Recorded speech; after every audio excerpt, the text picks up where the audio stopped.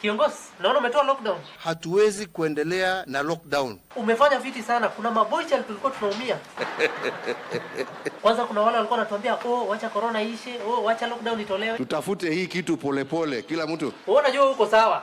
Nyinyi ni kutafuta, sisi tumekalia. Sasa sasa tunapanga kupiga sherehe kila county. Hiyo ni ujinga ya mwisho. Ujinga aje? Kwani hutatujoin? Shauri yenu, mimi niko nyumbani. Si ni wewe umetufungulia? Labda mimi ndio nilifanya makosa. Sasa umetufungulia alafu tukae nyumbani. Si namna hiyo? Wewe acha mambo yako, tutakutoa kwa hii skodi yetu. Kwani mnafikiria dunia itaisha? Si utujoin tu.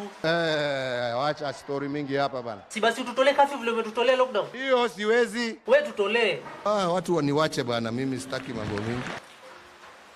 Labda Arif atakubali.